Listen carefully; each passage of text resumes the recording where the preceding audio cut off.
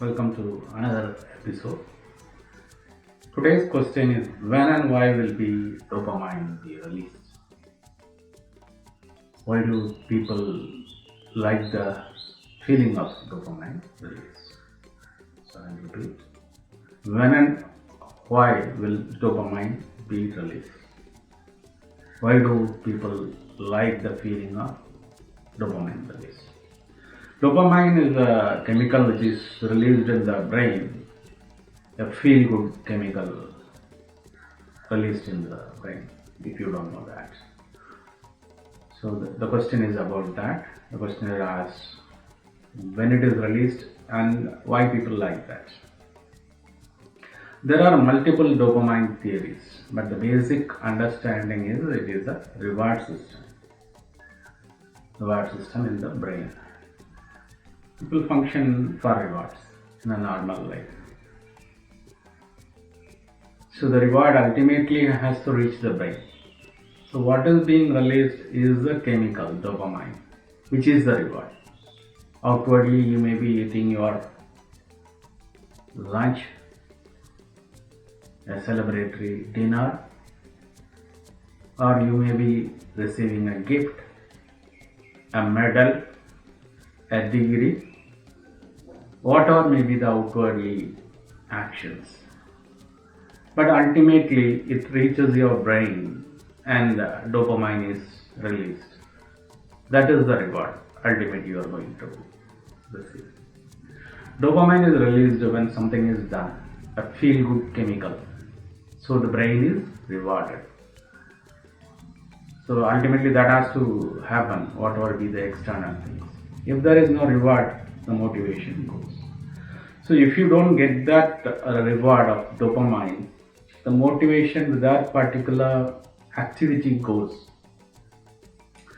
So dopamine is known as the feel-good neurotransmitter, a chemical that carries information between neurons.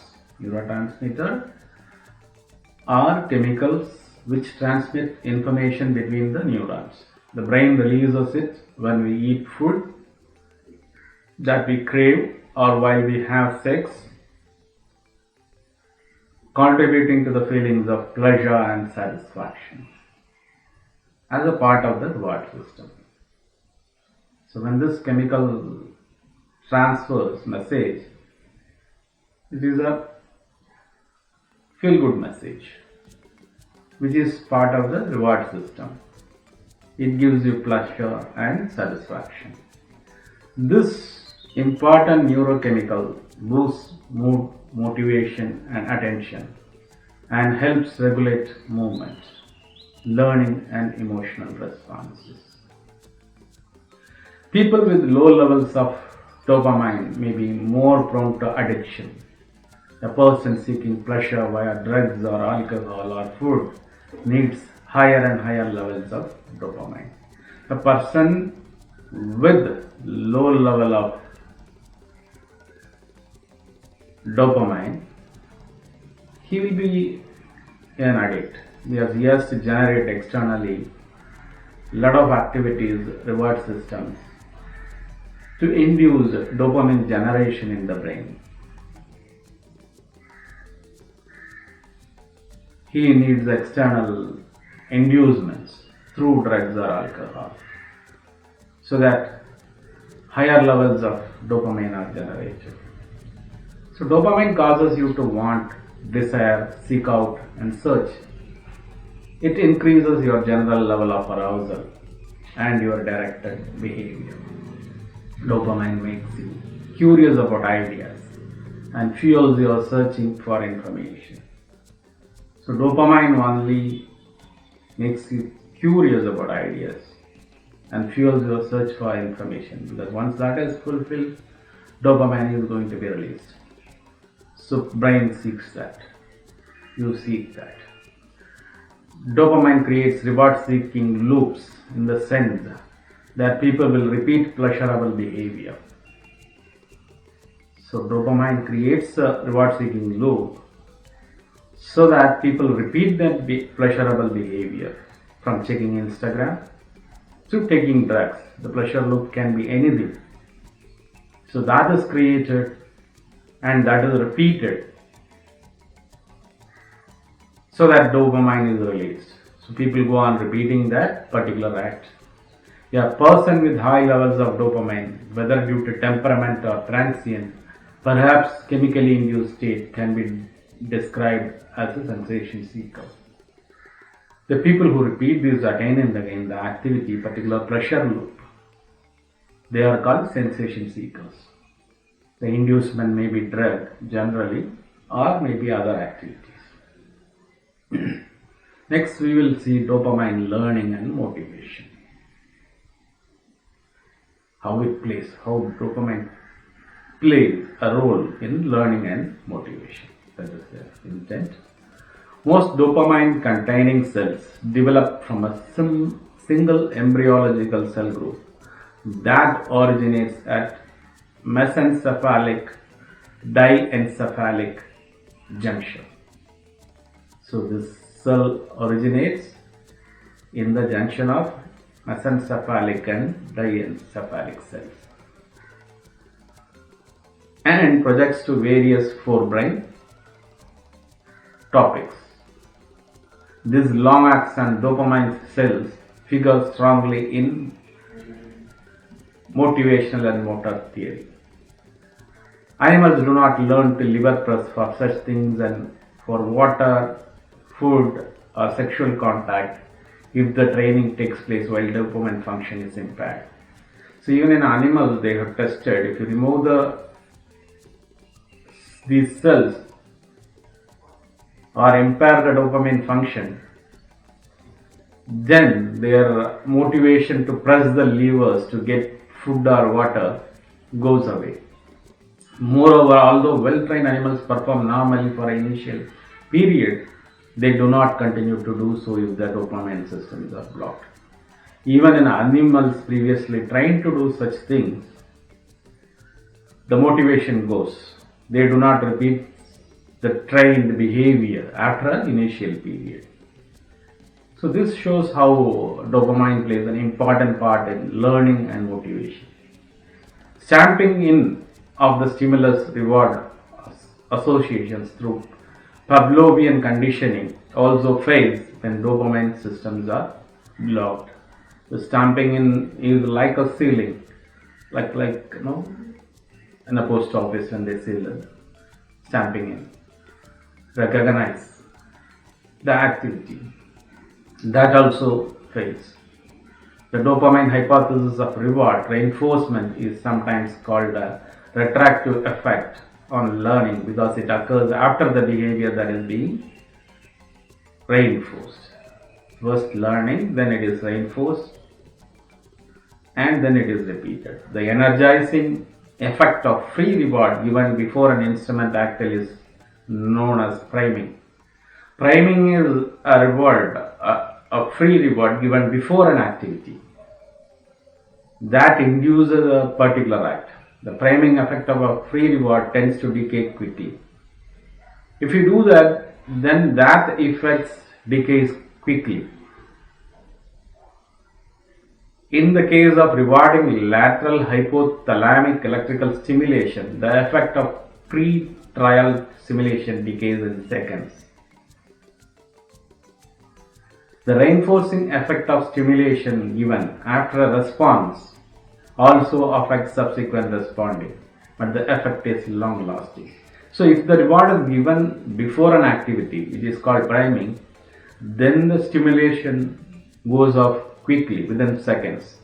Whereas if the reward is given after the activity, then the effect is long lasting. The effect of the reward that is given after a response can affect the strength of the next response, even if it occurs days or weeks later.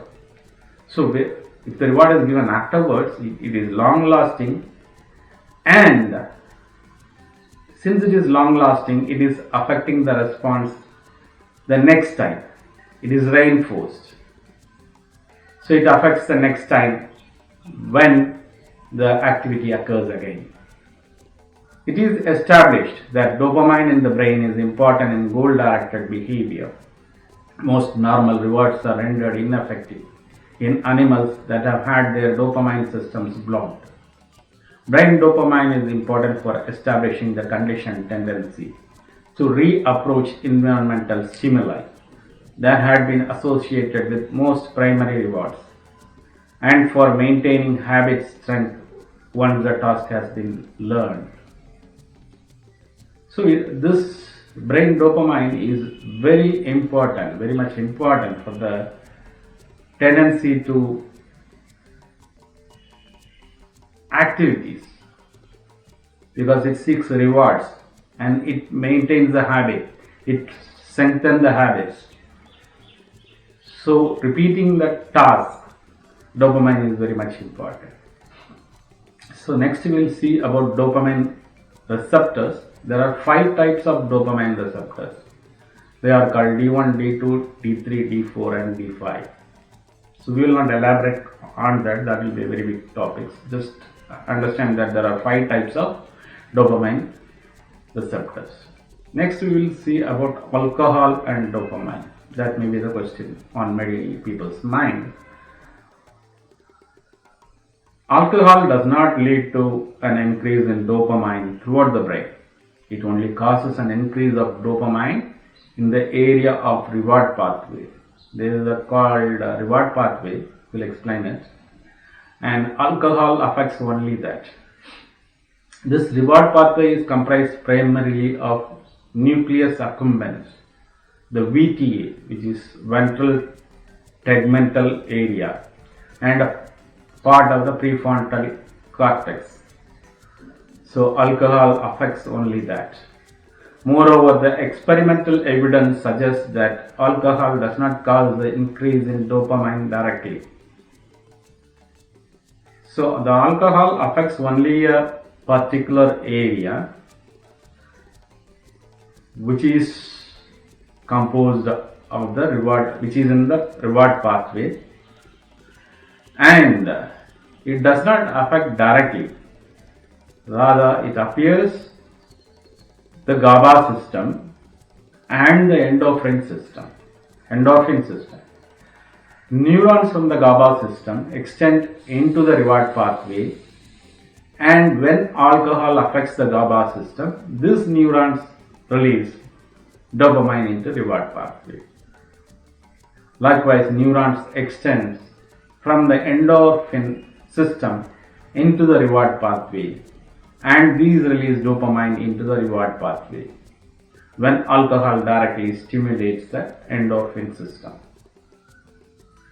Many researchers currently believe that dopamine in the reward pathway is involved in the phenomena of wanting, learning and reward, but it is not involved in liking or evaluation. That is, dopamine is involved in the process of wanting, learning and reward.